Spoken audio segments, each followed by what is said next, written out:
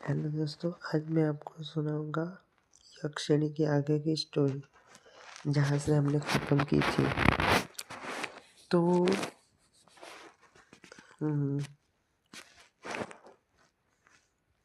अगले एपिसोड में ये दिखाया जाता है कि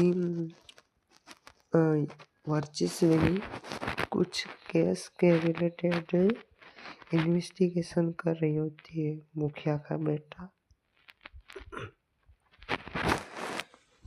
वो अचानक से उसकी मौत हो जाती है। उसके बारे में वर्चस्विनी जो है वो डिस्कस कर रही होती है, लोगों से पूछ रही होती है कि मोहित के मौत का जिम्मेदार कौन है। तभी जो होता है वो आई थिंक कायर कहता है कि यक्षिणी ने इसे मारा है। तो यक्षिणी ने इसे मारा है, इसे कहता है कायर हमारा। तो वर्चस्विनी शहर से आई होती है, तभी उस पर विश्वास नहीं करती और कहती है कि यक्षिणी औरत है या फिर कोई और। तभी वो उससे समझाते हुए कहता है यक्षिणी औरत नहीं बल्कि एक डायन है।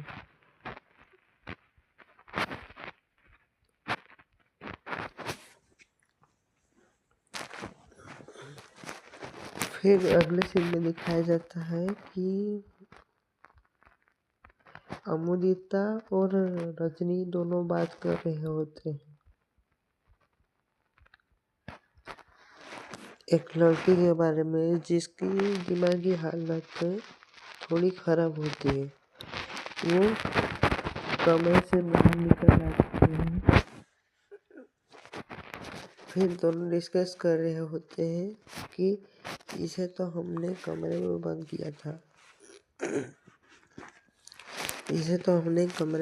किया था, तो ये यहाँ से कैसे बाहर निकल आ गई।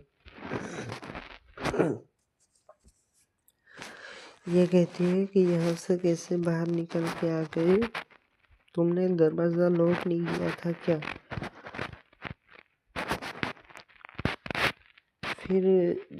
फिर से वो दोनों बात कर रहे होते हैं।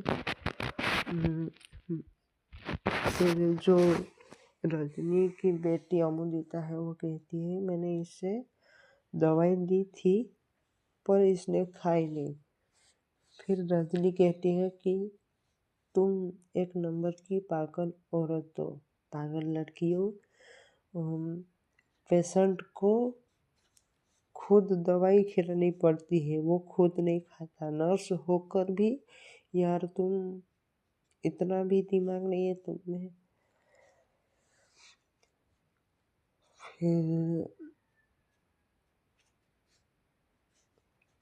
ऐसा कहती है और फिर सीन शिफ्ट हो जाता है और सबसे पूछताछ की जाती है।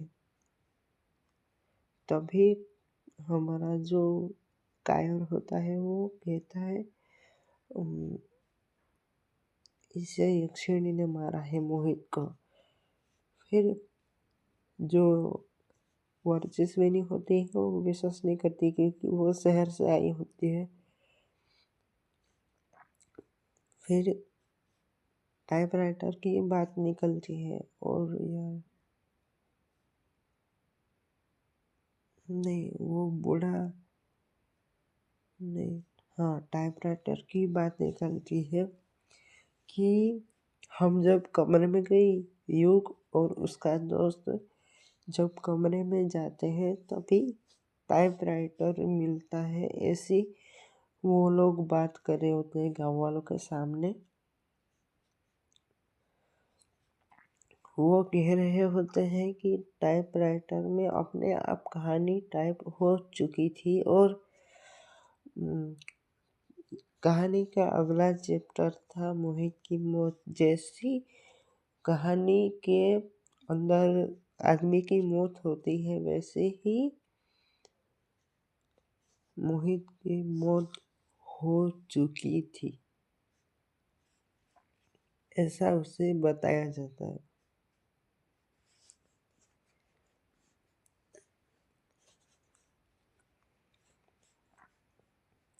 फिर युग के ऊपर थोड़ा सा आरोप जैसा कुछ लगाते हैं कि तुम्हारी वजह से यक्षिणी आज़ाद हो गई थी।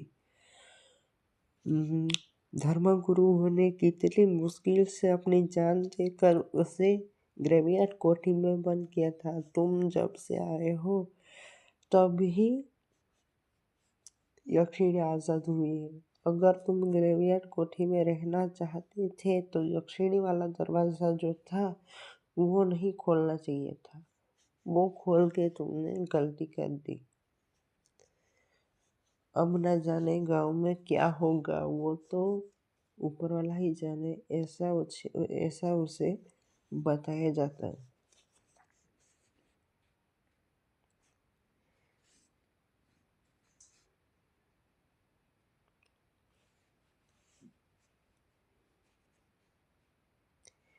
फिर जो हमारा कायर होता है वो वर्चस्विनी को देख कर कहता है, मतलब उसको देख कर उसके प्यार में पड़ जाता है और कहता है कि ये तो कितनी सुंदर इंस्पेक्टर है। अगर इसकी बात चलाओगे, मतलब उसके पटाने की कोशिश करता है।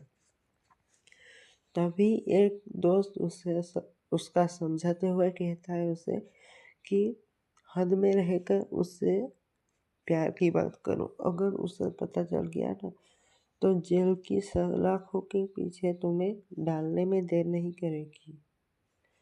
ऐसा उसे कहते हैं उसके दोस्त।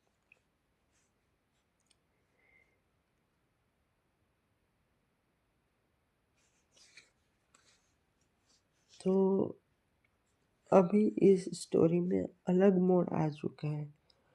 मतलब अब यक्षिणी को फिर से ग्रेवियर्ड कोठी में बंद करने वाले हैं। ये होने वाला है अगले एपिसोड में। तो ये थी यक्षिणी की अगले एपिसोड की कहानी।